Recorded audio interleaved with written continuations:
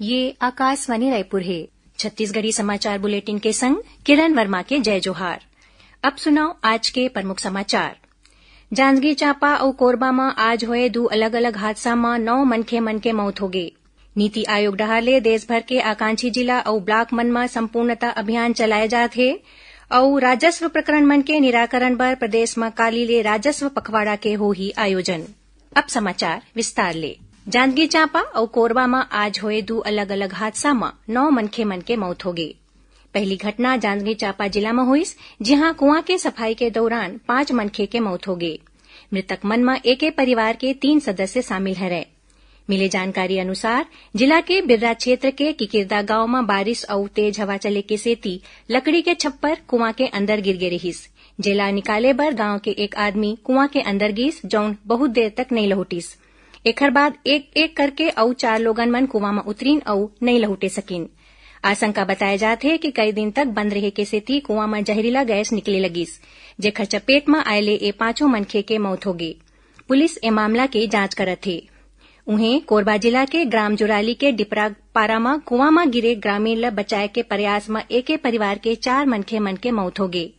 बताया जात है कि कुआं में एक ग्रामीण के गिरे के बाद ओला बचाए बर ओखर बेटी घलो कुआं में कूद गिस। एकर बाद परिवार के ही 2 झन दूसर मनखे मन घलो कुआं में नीचे उतरीन, फिर एक के बाद एक जम्मो झन के मौत हो गई। मुख्यमंत्री विष्णुदेव साय ह ए दोनों घटना ऊपर शोक जताइन है। मुख्यमंत्री ह जांजगीर चांपा में मृतक के परिजन मन ल 5-5 लाख रुपया और कोरबा में हुए हादसा में मारे गए मृतक के परिजन मन ल 4-4 लाख रुपया के आर्थिक सहायता दे के घोषणा करीन है। उमन किहिन के राज्य सरकार पीड़ित परिजन के हर संभव मदद पर तैयार है। नीति आयोग डहार ले देश भर के आकांक्षी जिला और ब्लॉक मन में ए दिन में संपूर्णता अभियान चलाए जाते। यही कड़ी में केंद्रीय आवास और शहरी कार्य राज्य मंत्री तोखंड साहू आज गौरेला विकासखंड के ग्राम पंचायत सारबहरा में संपूर्णता अभियान के शुभारंभ करेन। ए मौका में उमन किहिन के ए अभियान के उद्देश्य आकांक्षी ब्लॉक के जम्मो हितग्राही मन ल योजना के लाभ दिलाना है। उन्हें कोरिया जिला के बैकुंठपुर में विधायक भैयालाल राजवाड़े ह संपूर्णता अभियान के शुभारंभ करेन। मानस भवन में राखे गए कार्यक्रम में संपूर्णता अभियान के रूपरेखा के बारे में विस्तार ले जानकारी देगिस।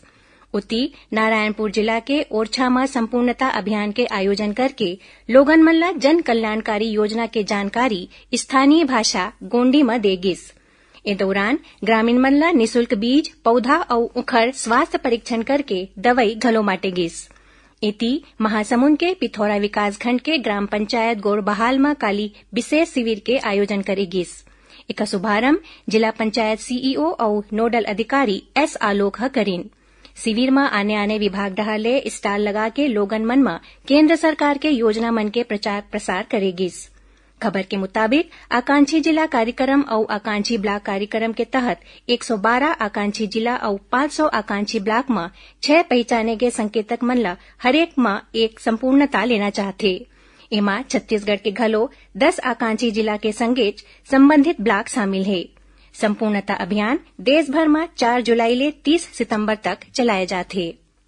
सुनैया मन ल बता दन के प्रादेशिक समाचार एकांश डहार ले समसामयिक विषय में आधारित साप्ताहिक कार्यक्रम बातों बातों में ए बखत नई राष्ट्रीय शिक्षा नीति ऊपर उच्च शिक्षा विभाग के सचिव प्रसन्ना आर ले गे भेंट वार्ता प्रसारित करे जाही। ये कार्यक्रम आकाशवाणी केंद्र रायपुर डहार ले काली 6 जुलाई के बिहनिया 10:30 बजे ले प्रसारित करे जाही। इला छत्तीसगढ़ के जम्मू आकाशवाणी केंद्र एके संग्रह रिले करही। छत्तीसगढ़ी समाचार बुलेटिन आप मन आकाशवाणी रायपुर ले सुनत हो। छत्तीसगढ़ के खबर ले है आपकी वास्ता और खबर के विश्वसनीयता ले है हमार वास्ता। आकाशवाणी समाचार रायपुर के प्रादेशिक समाचार बुलेटिन के संगे संग हमार समसामयिक कार्यक्रम आप रेडियो के संग अपन मोबाइल में घलो सुन सकत हो। आकाशवाणी समाचार फेसबुक, ट्विटर और यूट्यूब में घलो हावय। हमार फेसबुक पेज हरे Chhattisgarh news on AIR, Twitter handle CGAIR news और हमार यूट्यूब चैनल हरे छत्तीसगढ़ AIR न्यूज। तो अब रेडियो के संगे संग आपके मोबाइल के माध्यम ले हम आप तक पहुंचत हन। छत्तीसगढ़ के हर खबर पर सुनत रहो आकाशवाणी समाचार। अब आगू बढ़बो माचे समाचार कोती। मुख्यमंत्री विष्णुदेव साय आज एक पेड़ मां के नाम अभियान के तहत जशपुर जिला के बगिया में अपन मां के सम्मान में पौधारोपण करेन। उमन शासकीय हाई स्कूल बगिया परिसर में रुद्राक्ष के पौधा लगाइन। ओमन किहिन के ए अभियान के अंतर्गत लगे पौधा जननी और जन्मभूमि के रिश्ता ला एक नवा पहचान दिही। मुख्यमंत्री राज्य स्तरीय शाला प्रवेश उत्सव में शामिल होए बर यहां पहुंचे रहिन। ए मौका में उनकर धर्मपत्नी कौशल्या देवी साय ह घलो रुद्राक्ष के पौधा लगाइन। उन्हें प्रदेश के वित्त मंत्री और जशपुर जिला के प्रभारी मंत्री ओपी चौधरी ह आंवला के पौधा लगाइन। मुख्यमंत्री ह किहिन के प्रधानमंत्री नरेंद्र मोदी डहाले शुरू करेगे ए मुहिम ले हम सब झन ला पर्यावरण संरक्षण में अपन योगदान जरूर देना चाहिए। ए दौरान ओमन जम्मो झन ले एक पेड़ मां के नाम अभियान के तहत पेड़ लगाए के आग्रह करीन। संग्रा जम्मो झन ले पौधा मन के संरक्षण पर संकल्प लेबर किहिन। ए मौका में रायगढ़ लोकसभा क्षेत्र के सांसद राधेश्याम राठिया, विधायक जशपुर रायमुनि भगत, गोमती साय और गुरु खुशवंत साहब समेत दूसरा जनप्रतिनिधि मौजूद रहिन। मुख्यमंत्री विष्णुदेव साय आज जशपुर जिला के ग्राम बगिया में राखे गे राज्य स्तरीय शाला प्रवेश उत्सव कार्यक्रम में शामिल हुईन। ए दौरान ओमन प्रवेश उत्सव में आयोजित प्रदर्शनी के अवलोकन करीन। ए मौका में मुख्यमंत्री ह किहिन कि राज्य सरकार विकसित छत्तीसगढ़ 2047 के विजन ऊपर काम करत हे। ओमन किहिन के लइका मन के पढ़ाई लिखाई ऊपर छत्तीसगढ़ में जतका मेहनत और जतन करे जाथे ओखर ले निश्चित ही स्वर्णिम भविष्य बर ठोस नींव राखे जाथे। राजस्व प्रकरण मन के निराकरण बर प्रदेश में काली 6 जुलाई ले राजस्व पखवाड़ा आयोजित करे जाही। 20 जुलाई तक चलैया ए पखवाड़ा के तहत शिविर मन के जानकारी ग्रामीण मन ला दे बर हरेक ग्राम पंचायत में कोटवार मन के माध्यम ले मुनादी कराए के निर्देश दे गे हे।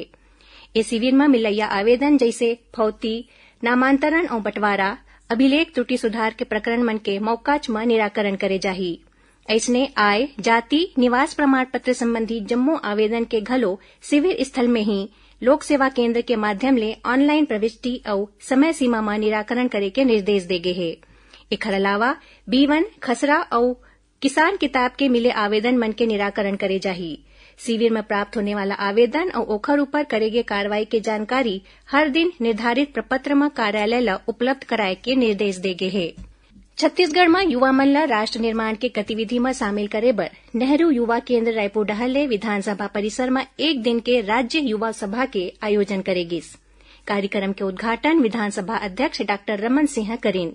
ए मौका में वन मंत्री केदार कश्यप, छत्तीसगढ़ विधानसभा के सचिव दिनेश शर्मा, नेहरू युवा केंद्र के राज्य निदेशक श्रीकांत पांडे, यूनिसेफ उड़ीसा और छत्तीसगढ़ के प्रमुख विलियम हेडलान, श्वेता पटनायक और अभिषेक सिंह मौजूद रहिन।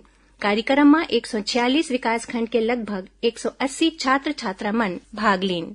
उप मुख्यमंत्री अरुण साव ह काली नई दिल्ली में केंद्रीय आवासन और शहरी कार्य मंत्री मनोहर लाल खट्टर ले भेंट करीन।